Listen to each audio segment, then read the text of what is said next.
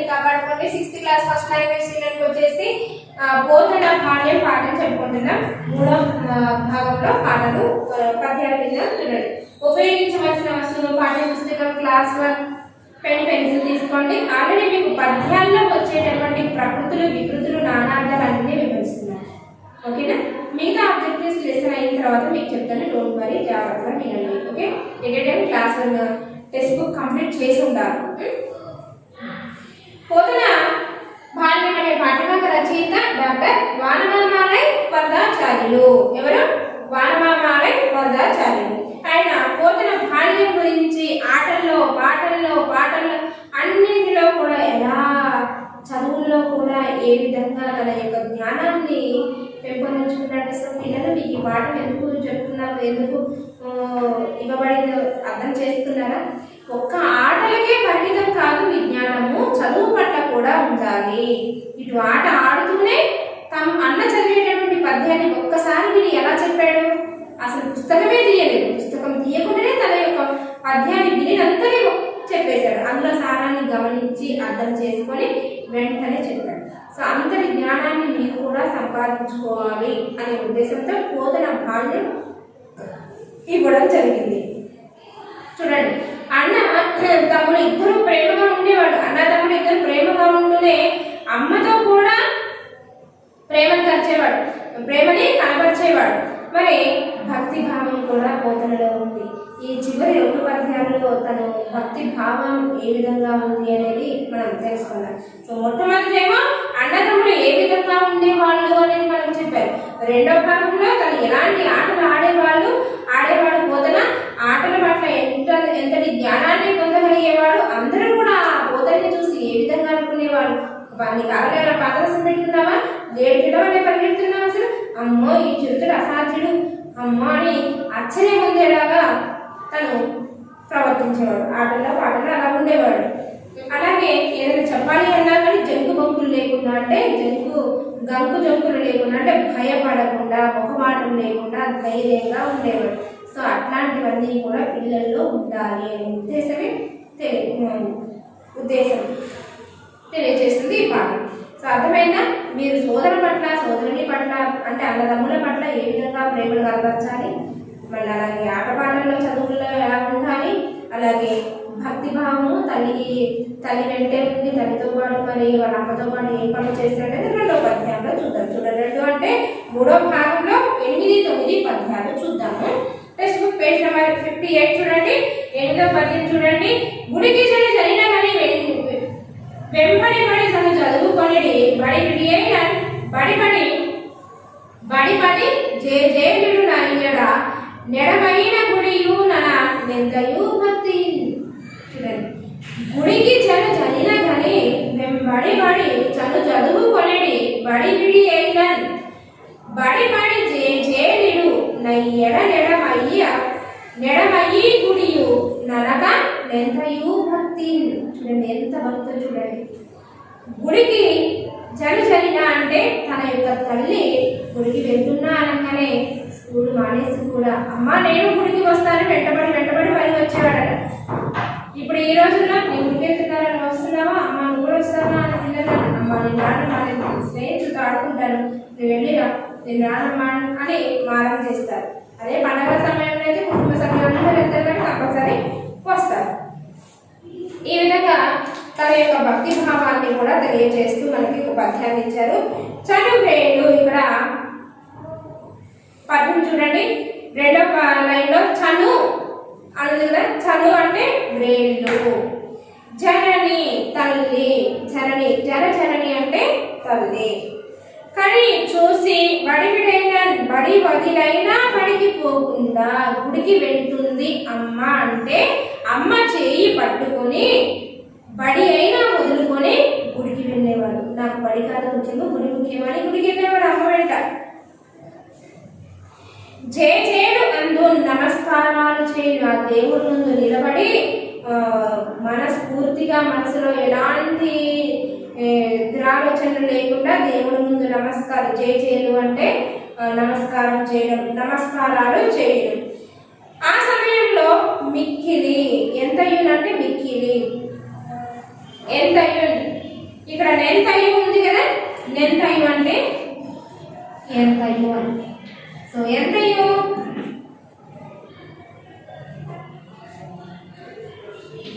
ఎంతైనా భక్తిని కనపరచడం. ఈ పట్ల ఎంత భక్తి ఉందంటే ఇంత ఇంత ఇంత అని చెప్పగలుగుతారా? చెప్పలేము కదా. సో చూడండి, గుడికి జరిగిన కానీ వెంబడబడి చదువుకొని బడి వీడైన అంటే తల్లి అంటే జనని అంటే తల్లి గుడికి వెళ్తున్నా అనగానే బడికి వెళ్ళే పిల్లవాడు కూడా నేను బడికి వెళ్ళను అని అక్కడ పుస్తకాలు పెట్టేసి నేను నీ వెంట గుడికి వస్తాను అని చదువు అంటే తల్లి యొక్క వేళ్ళు పట్టుకొని గుడికి పయనమయ్యేవాడు అనమాట.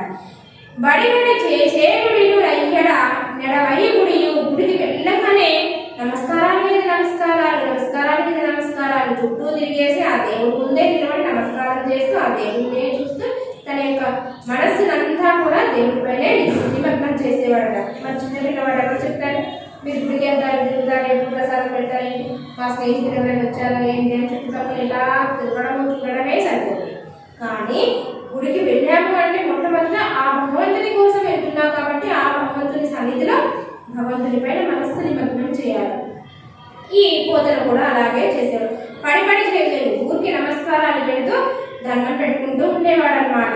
ఈ విధంగా అతని యొక్క భక్తిని కూడా ఎంత చెప్పినా తక్కువే అని పద్యానికి భావం. చూడండి, అమ్మ గుడికి పోతుంటే పోతన బడికి పోకుండా అమ్మ వెంట గుడికి పోతాడు. గుడిలో మళ్ళీ మళ్ళీ మళ్ళీ నమస్కారాలు, పడి అంటే మళ్ళీ మళ్ళీ నమస్కారాలు చేస్తాడు. అట్లా నమస్కారాలు చేసేటప్పుడు మన పక్కన ఎవరున్నారు ఏంటి అనేది అవి గమనించాడు. కుడి ఎడమ కూడా చూసుకోడు. తన మనస్సు అంతా కూడా ఆ పరమేశ్వరుడి పైనే మనస్సు నిమగ్నం చేసేవాడు అనమాట. కానీ మీరేం చేస్తారు, గుడికి వెళ్తే నమస్కారం పెడుతూనే ఉంటారు, ఇట్లా ఒక్క చూపేస్తారు దేవుడి పైన, ఇటు ఇటు చూస్తూనే ఉంటారు. మన స్నేహితులు ఎవరు వచ్చారు, పండగ కదా పలకరిద్దామా, వస్తారేమో అని మనసు ఏంటి స్నేహితులపైకి వెళ్ళిపోతుంది. ఎవరైనా కనిపిస్తే అంత వదిలేసి అక్కడ మాట్లాడటమే సరిపోతుంది. సో కానీ ఇక్కడ చుట్టుపక్కల ఎవరు ఉన్నారు అంటే పరిసర ప్రాంతాలలో ఏం జరుగుతుంది ఏంటి అనేది ఏం పట్టించుకోకుండా దేవుడి పైనే దృష్టి పెట్టాలని దీని అర్థం. ఇక్కడ 9వ పద్యం చూడండి, సాధు సజ్జన ధర్మనోత్సాహగతియు హరికథా పురాణ శ్రవణాభివృద్ధియు శంపు పద సరోజార్చనస్తకమతియు వెరుగసాగే వేరొక ప్రక్క బిడ్డ ఎడదా.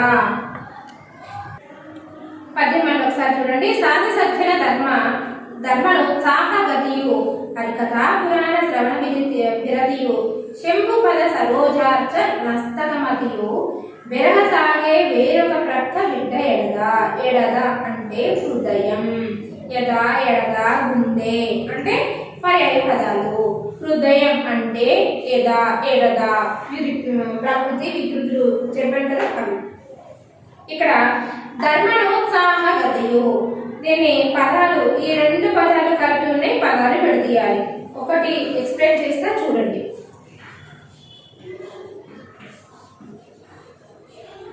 ధర్మనోత్సాహ, ఇందులో ఎన్ని పదాలు ఉన్నాయి, ధర్మము ఉత్సాహము, ఈ రెండు పదాలు కలిపి మనం ధర్మనోత్సాహము, ధర్మమునందు ఉత్సాహము కలిగి ఉండడము అనే అర్థం వస్తుంది కదా.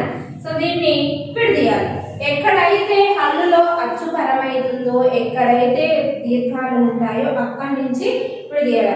అంటే హల్లులో ఇక్కడ అచ్చు పరమైతుంది, ధర్మను అన్నప్పుడు ఓ అనేది అచ్చు పరమైతుంది, ఓ అనేది అచ్చు పరమైతుంది కదా. ఇక్కడ నుంచి విడదీయాలి. ధర్మము ప్లస్ ఉత్సాహము, ధర్మము ప్లస్ ఉత్సాహం అని విడదీయాలి. సో రెండు పదాల కలయికయే సంధి. ఆ రెండు పదాలు కలిస్తేనే ఒక అర్థం అనేది వస్తుంది. సో రెండు పదాలు కలిస్తే ఏర్పడేది సంధి. సో దీన్ని ఎక్కడైతే దీర్ఘాలు ఉంటాయో అంటే రెండో పదం ఎక్కడైతే వచ్చి యాడ్ అవుతుందో అక్కడి నుంచి విడదీయాలన్నా. సో విడదీయటం ధర్మనోత్సాహం, ధర్మము ప్లస్ ఉత్సాహం. సో ఇది సో మీకు సంధి పదాలు కలపడము విడదీయడం కూడా 2-3 పాఠాల్లో చెప్పాను. చూడండి, సాధు సజ్జన ధర్మనోత్సాహము అన్నారు కదా. ఇక్కడ సాధు సజ్జన అంటే సాధువులు మంచివారు, సాధువులు అంటే సాధు జనులు అంటే మంచివారు, సజ్జన అంటే మంచివారు. శ్రవణాభిరతి, శ్రవణాభిరతి వినాలనే కోరిక, అభిరతి అంటే కోరిక, శ్రవణము అంటే వినడము, వినాలి అనేటటువంటి కోరిక కలిగి ఉండడం. శంభు పాదములు, శివుడి యొక్క పాదములు. సరోజము అంటే పద్మములు. అలాగే అర్చన, పూజ, హృదయం. మనం హృదయంలో నుంచి మనస్సులో ఉండాలి, వినాలి అనే కోరిక అనేది మీకు హృదయంలో ఉండాలి. ఆ యొక్క శివుని యొక్క పాద పద్మములను తలుచుకుంటూ ఆ యొక్క బుర్రకథల్ని, హరికథల్ని మొదలు పెడతారు. అలాగే భావం చూడండి. హరికథ పురాణ శ్రవణాభిరతియు. ఆ హరికథ కానీ బుర్రకథ కానీ ఏ విధంగా మొదలు పెడతారు? ముందు దేవుణ్ణి ప్రార్థించి, వాళ్ళు ఏవైతే అనుకుంటారో వాళ్ళకి ఇష్టమైనటువంటి భగవంతుణ్ణి ప్రార్థించి శివుడి పురాణం, శివపురాణం చెప్తున్నారు అనుకోండి. ఆ పురాణం చెప్పేటప్పుడు శంభు పాద పద్మములు అంటే ఆ శివుడి యొక్క పాద పద్మముల ముందు మనము సర్వోధార్చన అంటే కమలములతోటి అర్చన చేసినట్లుగా మనము ఆ శివుణ్ణి కీర్తించి పొగిడి ఆ తర్వాత నస్తకమతియు అంటే తలపైన ఆ శివుని యొక్క ముద్రని పెట్టుకొని ఇక ఆ హరికథలోకి వెళ్తాం. ఆ హరికథని మనం చెప్పడం మొదలు పెడతాం. వినేవాళ్ళు కూడా ఆ శివుణ్ణి ఆరాధించి ఆ శివుణ్ణి మనసులో ఉంచుకొని వినాలి అనేటటువంటి కోరికని మనసులో పెట్టుకొని చక్కగా అక్కడికి పోయి మొదలైన దగ్గర నుంచి ఎండింగ్ వరకు కూడా ఆ శివ కథా పురాణాన్ని వింటారు. అంటే హరికథ, శివకథ. హరికథ అంటే హరికథలో వచ్చేసి హరికథ పురాణం అంటే ఎవరి గురించైనా చెప్పుకోవచ్చు. భగవంతుడి గురించి విష్ణు పురాణం చెప్పుకోవచ్చు, శివపురాణం చెప్పవచ్చు. ఇట్లా పురాణాలు, రామాయణ మహాభారతాలు ఒక ఘట్టాలను తీసుకొని చెప్పడం, ఇట్లా చెప్పేదాన్ని హరికథ పురాణము అంటారు. ఇది భావం చూడండి. మరొక వైపు పోతున్న మనస్సులో సాధు సజ్జనులను దర్శించాలనే ఉత్సాహం పెరగసాగింది. అంటే గొప్ప గొప్ప కవులని, సాధువులు అంటే కాషాయపు వస్త్రాలను ధరించిన వారిని సాధు సజ్జనులు అంటారు. సో వాళ్ళు ఎప్పుడు కూడా భగవంతుని పైన ఎప్పుడు మాల వేసుకొని ఉంటారు. ఎప్పుడు భగవంతుని పైనే మనసు నిమగ్నం చేసి హరికథలు, బుర్రకథలు ఇవన్నీ చేస్తూ ఉంటారు. అంటే ఆ దేవుని సన్నిధిలో ఉండి దేవుడి కృపకి ప్రార్థనలు అవుతూ ఇప్పుడు శివాలయం కానీ లేదా కృష్ణాలయం కానీ వెళ్ళారనుకోండి, పెద్ద దేవాలయాలకి వెళ్ళారనుకోండి, వాళ్ళు ఎప్పుడు కాషాయ వస్త్రాలు ధరించే ఉంటారు. ఎప్పుడు బయటకు వచ్చినా ఎటు తిరిగినా కానీ ఉంటారు. ఇప్పుడు ఎగ్జాంపుల్ చిన్నజీయ స్వామి ఉన్నారు కదా, ఆయన ఎప్పుడు కూడా ఆ దేవుడి యొక్క సేవలోనే ఉంటారు. సో ఆయన ఎప్పుడు కాషాయ వస్త్రాన్ని ధరిస్తూ ఉంటారు. ఆయన పెద్ద పెద్ద నామాలు పెట్టుకుంటూ అన్ని మంచి ప్రవచనాలు ఇస్తూ ఉంటారు. అట్లా సాధు సజ్జనుల్ని కలవాలి, సాధు సజ్జనులతో మాట్లాడే ఆ సాధువులతోటి, వాళ్ళని సాధువులు అంటారు. అంటే మంచివారు. అలా నేను కలవాలి అనే తన యొక్క మనస్సులో ఉర్మిళ్ళు పుడుతుందన్నమాట. హరికథలను, పురాణాలను వినాలనే కోరిక మొదలైంది. ఇలా అమ్మ గుడికి వెళ్ళినప్పుడల్లా కూడా గుడిలో హరికథ పురాణం జరుగుతుందంట, మరి బుర్రకథ జరుగుతుందంట. అమ్మ వెళ్ళింది అనుకో, అమ్మతో పాటు తను కూడా వెళ్ళాడు. అలా వెళ్ళడం వెళ్ళగా నాకు కూడా హరికథలను వినాలి, ఆ పురాణాలు వినాలనే కోరిక తన మనస్సులో కలిగిందట. శివుని పాద పద్మాలను పూజించాలనే ఆసక్తి కూడా పెరగసాగింది. ఆ శివుడి యొక్క పాద పద్మాలను కమలములతోటి పూజించాలి అనే కోరిక తనలో ఎక్కువగా ఉంది. అందుకే పోతన అనేది శివుడిని బాగా పూజించేవాడు. సో దాని పట్ల శివభక్తి ఎక్కువగా ఉండేది పోతనలో. ఈ విధంగా శివుని పాద పద్మాలను పూజించాలనే ఆసక్తి తనలో పెరగసాగింది. ఇది భావము. 9వ పద్యానికి భావము. ఇది స్టార్ మార్క్ ఉంది చూసారా, ఇది కూడా చదవాల్సి ఉంటుంది. స్టార్ మార్క్ ఉన్న పద్యాలు ఎగ్జామినేషన్ లో పద్యాన్ని పూరించండి లేదా భావాన్ని రాయండి అని అడగవచ్చు. మీకు అంతకుముందు వీడియోలో కూడా చెప్పాను. సో ఈ పాఠంలో వచ్చేసి మనం ఆబ్జెక్టివ్స్, వ్యాకరణాంశాలు చూద్దామా. కంప్లీట్ చేయాలి. ఇమీడియట్ గా టెక్స్ట్ బుక్ దగ్గర పెట్టుకున్నారు కదా, టెక్స్ట్ బుక్ పేజ్ నెంబర్ 60 తీసుకోండి. Page number 60. పేజ్ నెంబర్ 60లో వచ్చేసి పద్యం ఇచ్చారు. ఆ పద్యాన్ని చదువుకొని దానికి అనుగుణంగా ఖాళీలను పూరించాలి. నేను ఇక్కడ ఆన్సర్స్ రాస్తాను, మీరు ఎవ్రీ టైం అక్కడ టెక్స్ట్ బుక్ లో కంప్లీట్ చేయాలి. ఎప్పుడైనా ఒకసారి మీకు మెసేజ్ చేస్తారు నాన్న, 1 to 6 లెసన్స్ కానీ మళ్ళీ ఎగ్జామినేషన్ స్టార్ట్ అయినప్పుడు మీకు work book and text book checking కి ఇవ్వమని అడుగుతారు. మీరు మొన్నటిదాకా ప్రాజెక్ట్ వర్క్స్, క్లాస్ వర్క్స్ ఎట్లా సబ్మిట్ చేస్తారు, ఇవి కూడా సబ్మిట్ చేయాలి. సో టెక్స్ట్ బుక్ తీసుకోండి. వర్క్ బుక్ కంప్లీట్ చేయాలి. టెక్స్ట్ బుక్ లేదు టీచర్, గవర్నమెంట్ బుక్ కదా, మరి మేము ఇంకా కొనుక్కోలేదు, మాకు దొరకలేదు అంటే వర్క్ బుక్ లో సేమ్ ఉంటుంది, వర్క్ బుక్ లో కంప్లీట్ చేసేసాయి. టెక్స్ట్ బుక్ తీసుకోండి, తీసుకున్న తర్వాత మళ్ళీ వచ్చినప్పుడు మీరు కంప్లీట్ చేసి ఉన్న వాళ్ళు మాత్రం 2 చేశారు. 8 పద్యం చదువుతా చూడండి, మీరు అర్థం చేసుకొని ఖాళీలు రాయాలి. కందకము పోలే సుజనుడు క్రిందపడి బహుళ మీదికి నెగయు భూమి ముందుండు మృత్పిండము అనే కిందపడి అడిగి ఉండు కృపణత్వమునన్. అంటే కింద పడ్డ పైకి లేచేవాడు ఎవడు? కింద పడ్డ పైకి లేచేవాడు సజ్జనుడు.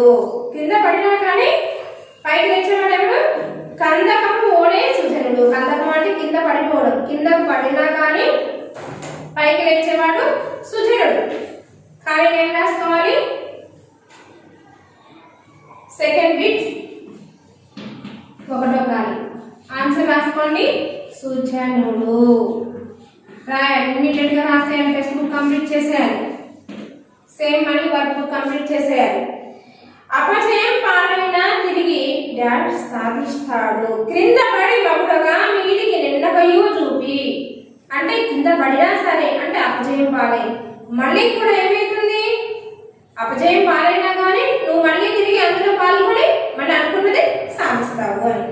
సో అనుకున్నది సాధిస్తారు అని అంటే అంటే విజయం. అపజయం పాలైనా కానీ అనుకున్నది సాధించడం అంటే నువ్వు విజయాన్ని సాధించడము. సో ఏంటక్కడ విజయం.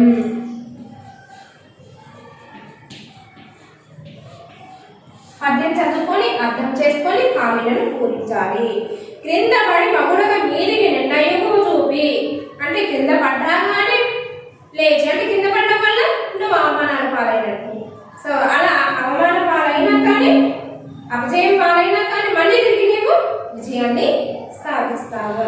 3వ చూడండి, ముందుడు అంటే ముందుడు పిండం వలే అంటే మూర్ఖుడు. పిండం అంటే మట్టి ముద్దలాగా అని. క్రింద పడి అడగి ఉండు కృపణత్వము అంటే ఆ మట్టి ముద్దలాగా అక్కడే అతుక్కుపోతారు. నేను అపజయం పాలయ్యా, కింద పడ్డా కదా నీకెందుకు అని నెర్వస్ గా ఫీల్ అయిపోయి ఆ మట్టి ముద్దలాగా అక్కడే అతుక్కొని ఉండిపోవడము. అలా క్రింద పడి అడగి ఉండు కృపణత్వం అంటే అతనిలో ఉన్నటువంటి గుణాన్ని కోల్పోవడము. సో ముందుడు అంటే అర్థము మూర్ఖుడు.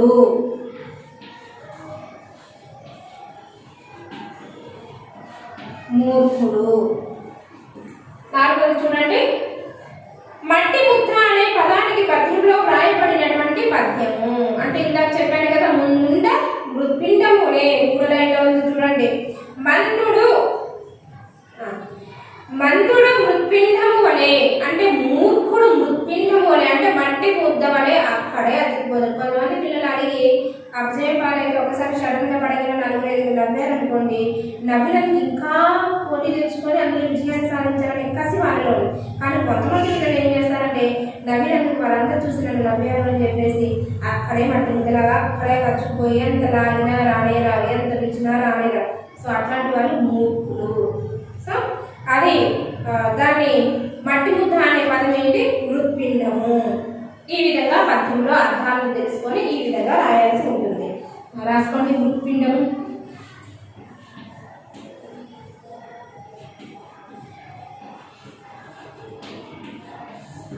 ఇది ఫస్ట్ బిట్ అయిపోయింది కదా. సో ఇక్కడ వచ్చేసి 5th బిట్ పేజ్ నెంబర్ 61లో వచ్చేసి 5th బిట్ చూడండి, పదజాల వినియోగం. భారతీయుడు సోదరభావం కలిగి ఉంటాడు. కింద గీసిన గీతలు ఈ వాక్యంలో గీత గీసిన పదానికి మనము అర్థం రాయాలి. ఇక్కడ సోదర భావము అంటే సౌభ్రాత్రమున అంటే మొట్టమొదటి పద్యములో తిప్పడ గురించి చెప్పాడు. సౌభ్రాత్రమున అంటే సోదర భావాన్ని కలిగి మన భారతీయులందరూ సోదర భావంతో కలిగి ఉంటారు. లక్ష్మి పుస్తకాన్ని తెరిచి పాఠం చదివింది. లక్ష్మి పుస్తకాన్ని తెరిచి పాఠం చదివింది. పుస్తకం ఇక్కడ గీత గీసిన పదాలకి అర్థాన్ని రాయవలసి ఉంటుంది. పుస్తకం అంటే ఏంటి? కింద గీత గీసిన పదాలకి అదే అర్థం వచ్చే పదాలు. పుస్తకం మీకు ప్రకృతి వికృతిలో కూడా అంతా చెప్పాను, మీరు అక్కడ నుండి అర్థం చెప్పాలి.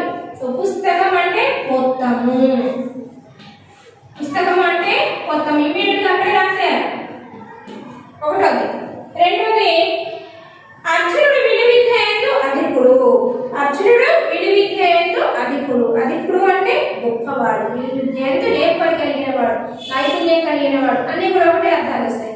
సో ఇక్కడ అధికుడు అంటే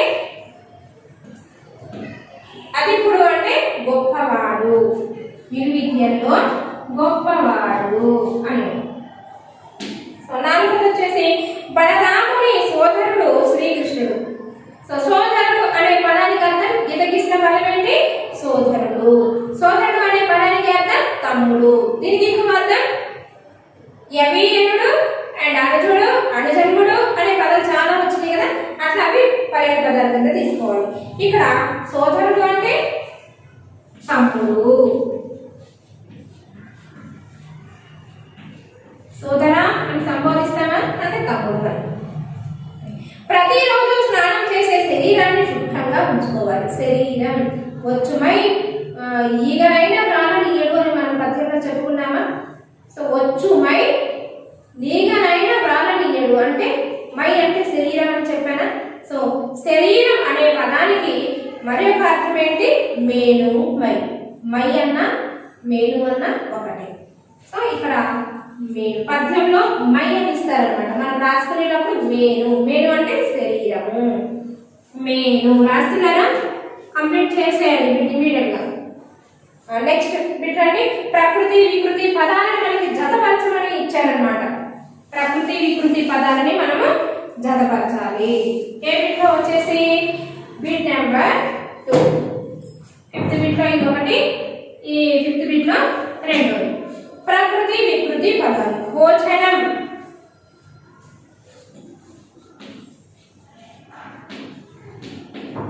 భోజనం,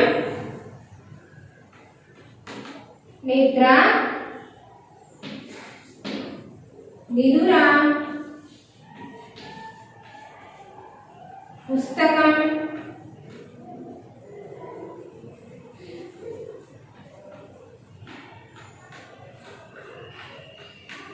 ఓకే, పొత్తం,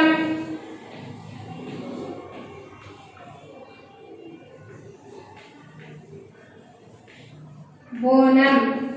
ఓకే, ఇక్కడ చూడండి, ఇవేమో ప్రకృతులు, ప్రారాసాలు, వికృతులు. అంటే ప్రకృతి వికృతులు మిక్స్ అయిన ఈ క్రింది వాక్యాలను ప్రకృతులను వికృతులను వికృతులను ప్రకృతులను మనం మ్యాచ్ ద ఫాలోయింగ్ చేయాలి. గట్టిగా ఇటు ప్రకృతులు ఏమి లేదు, అటు వికృతులు ఏమి లేదు. ఈ క్రింది ప్రకృతి వికృతి పదాలను జతపరచండి. భోజనం అంటే బోనం గా, నిదుర నిద్ర, నిద్ర అంటే నిదుర, రాత్రి రాత్రి, అటవి అడవి. ఈ విధంగా మనం ఫస్ట్ లెసన్ నుంచి నేర్చుకున్నాం కదా, స్నేహబంధంలో అడవి అని వచ్చింది కదా. సో అటవి అనేది వికృతి, అడవి అనేది ప్రకృతి. సరే, పొత్తం పుస్తకం. వెరీ గుడ్, మీరు అక్కడ నుండి కూడా చెప్పగలిగారు కదా. సో ఇది కంప్లీట్ చేసుకోండి. నెక్స్ట్ వీక్ సొంత వాక్యాలు. సొంత వాక్యము అంటే ఇక్కడ అనుజుడు. అనుజుడు అంటే తమ్ముడు. నేను నా తమ్ముని పట్ల అధికమైన ప్రేమను కనిపిస్తాను, చూపిస్తాను. నేను మా తమ్మునికి పుట్టినరోజు సందర్భంగా మంచి బహుమతిని ఇచ్చాను. మీ ఇష్టం, మీకు ఓన్ సెంటెన్స్. ఆ సెంటెన్స్, ఆ వాక్యం కూడా అర్థవంతంగా ఉండాలి. ఏదో సెంటెన్స్ సొంతంగా రాయాలి, ఏది పడితే రాయాలి. సో అది అర్థవంతంగా ఉండాలి, ఒక మీనింగ్ఫుల్ ఉండాలి, ఒక మీనింగ్ ఉండాలి. సొంత వాక్యం అది ఓన్ సెంటెన్స్ రాయాలి, అది మీ సొంతంగా రాయాలి. చూడండి, ఇక్కడ బొగ్గు జంకులు ఇచ్చాడు అంటే భయభ్రాంతులు లేకుండా, మా అమ్మ చెప్పిన పనిని నేను భయం లేకుండా చేస్తాను అదే. సో అట్లా మీకు తోచిన పదం మీరు రాయండి. అట్లా అని చెప్పేసి మీనింగ్లెస్ సెంటెన్స్ రాయండి, దాంట్లో మీనింగ్ అనేది ఉండాలి. అర్థమైందా? మన సొంత వాక్యం అనేది ఆ వాక్యంలో రిపీట్ అవ్వాలి, దాన్ని అండర్లైన్ చేసుకోవాలి. Is it clear madam? Okay. ఇందులో వచ్చేసి 6th బిట్ చూడండి.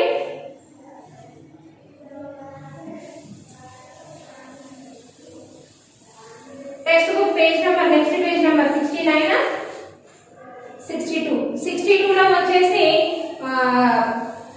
ఒక వాక్యం ఇచ్చారు. ఆ వాక్యంలో వచ్చేసి అదే అర్థం వచ్చే మరికొన్ని పదాలను మీరు గుర్తించండి అన్నాడు. మరికొన్ని పదాలు అంటే పర్యాయ పదాలు. మీకు పులి స్టాప్ ఒక వాక్యము, ఆ వాక్యంలో ఒక పదం ఉంటుంది, మళ్ళీ నెక్స్ట్ వాక్యంలో ఒక పదం ఉంటుంది, మళ్ళీ పులి స్టాప్ వస్తే మళ్ళీ ఒక పదంలో వాక్యం ఉంటుంది. మీకు బోర్డు పైన రాసి మరీ చెప్పారు కదా.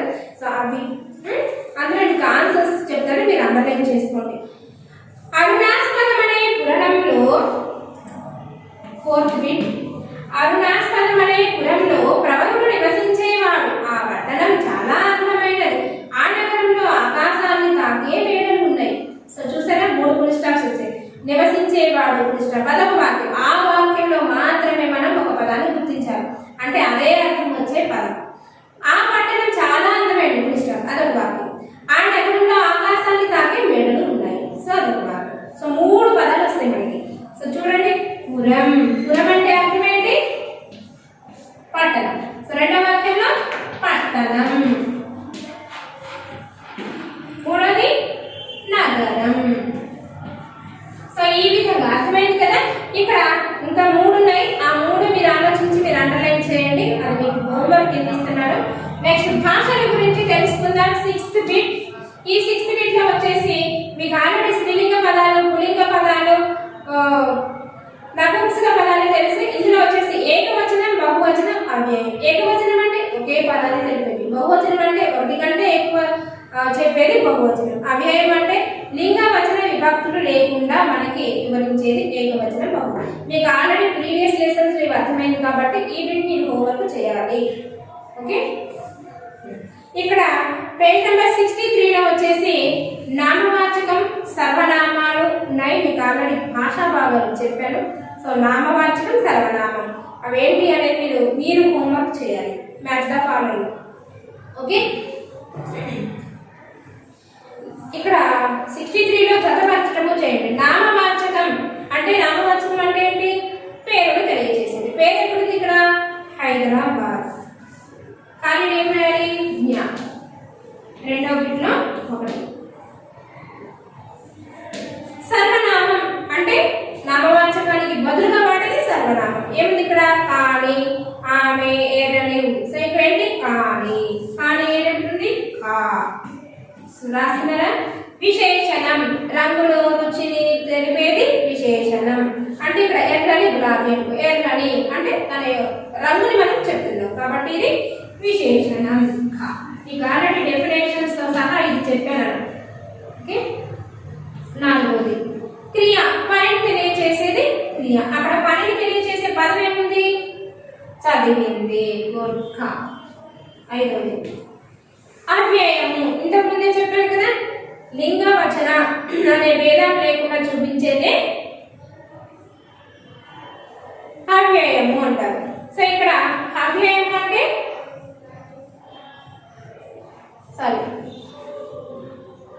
సర్వనామం అంటే ఖారాసనం కదా, కాదు. ఆమె. ఆమె అనేది ఏముంది ఇక్కడ? ఘ. ఆమె పేరు చెప్పకుండా మనం ఆమె, అది, ఇది ఇట్లా వాడుతున్నాం కాబట్టి అది మిస్టేక్, ఖారాసనం. సో ఇక్కడ చిన్న ఎరేస్ చేసి రాసుకోండి. ఘ. సర్వనామం అంటే ఆమె, అతడు, ఇతడు, అది, ఇది అని రాసుకోండి. అంటే పేరుకి బదులుగా వాడేది సర్వనామము. సో ఇక్కడ వచ్చేసి కాని అంటే లింగ వచన భేదము లేకుండా చూపించేదే, చెప్పేదే అవ్యయము. సో ఇక్కడ కాని అనేది మనం జెండర్ గుర్తించగలుగుతామా? గుర్తించలేము. అలాగే పుస్తకము, పెన్ను, సో అట్లాంటి వాటిని మనము కదలిక లేనటువంటి వస్తువుని మనము అవ్యయం కింద గుర్తిస్తాం. సో ఇక్కడ డెఫినేషన్ తో సహా మీకు ఆబ్జెక్టివ్స్ ఇక్కడ జతపరచడం చెప్పాను కదా. సో ఇక్కడ డెఫినేషన్స్ ఇవ్వడం జరిగింది. అవేంటి అనేది మీరు పదాలు రాయండి. సో మీకు 2 బిట్స్ హోంవర్క్ ఇస్తున్నాను, రాసుకోండి. కంప్లీట్.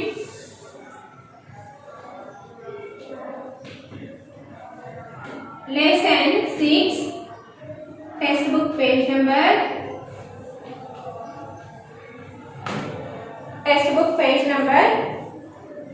62-63 62-63లో వచ్చేసి first bit, third bit. 3 bits in text book and work book. At a time work book కూడా కంప్లీట్ చేయాలి. అర్థమైందా? సో ఆ 2 బిట్స్ మీరు హోంవర్క్ హోంవర్క్ చేయండి. God bless you children.